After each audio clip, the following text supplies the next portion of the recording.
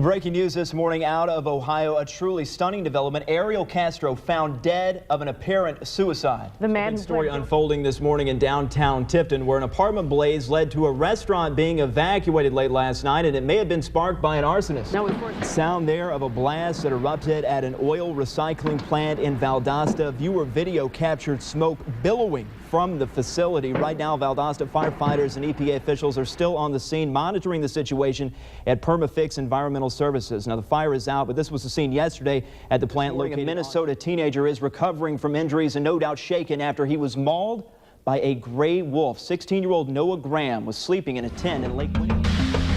Well, this morning, the fight continues in California against a 288 square mile wildfire near Yosemite National Park. Within the past hour, President Obama arrived in Europe this morning amidst fast-moving developments in the Syrian crisis. A critical Senate vote this morning with a developing story in Washington, where the stage is being set for the biggest foreign policy vote in Congress since the Iraq War. Today, President Obama will spend part of his Labor Day. This video that's captured a lot of attention and a lot of shame. Two Alabama high school football coaches fighting on the field. Right now, the brawl still under investigation, but the announcer for one of the teams is speaking out and sharing his frustration as now both teams must be cleared before they can take the field again. Melina Sides, 14 of their last 17 home games. And will Johnny football play? Texas A&M is remaining mum on whether Heisman winning quarterback Johnny Manziel will play on Saturday against Rice. This is amid allegations that he received payment for autographs. We're looking at dramatic dash cam footage of a three-county high-speed chase. This morning, the two Florida men who tried to outrun officers will make their first appearance in court.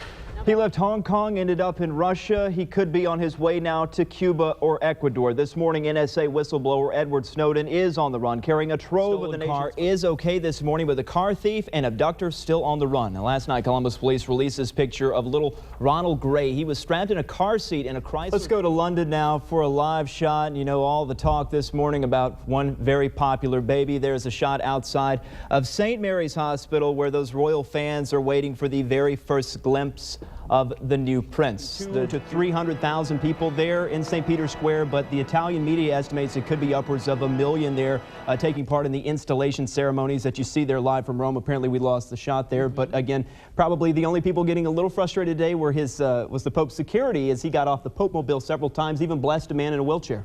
He wanted to be with the people. Be with the people. There you Pope are. of the people. All right. Voting booths in Sylvester. The Afghan forces. Now they will take the lead on security for the first time in 12 years. And that handoff was met by word that the Taliban, despite this recent attack, is ready to talk about making peace. ABC information in a stabbing that left a man dead inside an Albany motel room. It happened at the Dollar Inn on North Slappy around 9 o'clock last night.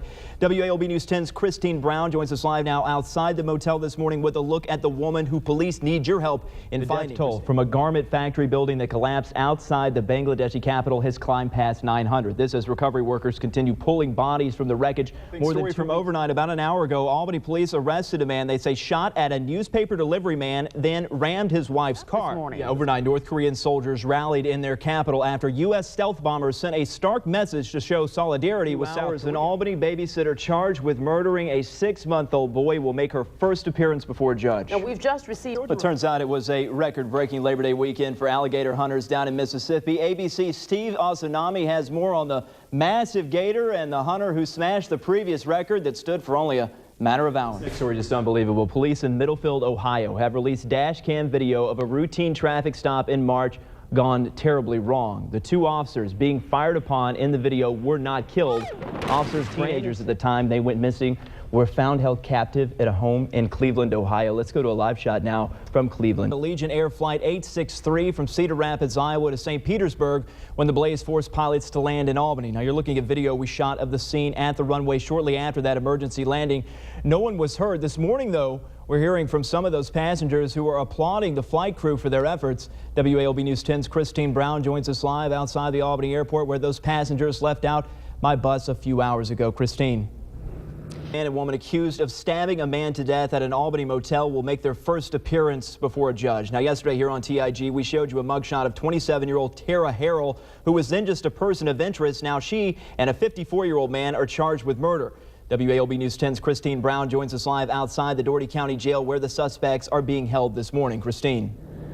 A story we first brought you yesterday here on Today in Georgia. The search continues this morning for an arsonist responsible for a string of fires at an Albany apartment high-rise. Residents were allowed back into Albany Heights around noon Monday. 12 hours prior, they were evacuated this stealing from another South Georgia business. Yeah, this is video from Zaxby's in Cordele. Police say this man also hit Denny's there this week. They believe the same man struck in Perry and Macon Wednesday and has hit businesses in Tifton, Valdosta, and throughout North Georgia. Investigators believe through this morning. I am up first, and this video really caught my attention. It's from across the pond. Take a look there. You got a couple cops that are gathered around. They're at the Notting Hill Festival, and a lot of revelers have gathered behind, and that's when the cops say, hey, listen, let's have a good time. So they start a dance-off. And it's not very pretty. You see that one cop looks like there? Your dance moves, Cade. Yeah, mine.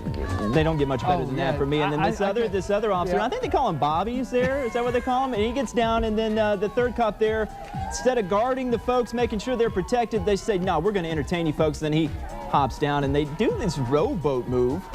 It's a rowboat. I don't know if crime identified the victims as 20-year-old William Davis Jr. and 20-year-old Desmond Williams. Police say the two men were standing outside a car on Willard Avenue when someone drove by and opened fire. It happened around 9:40.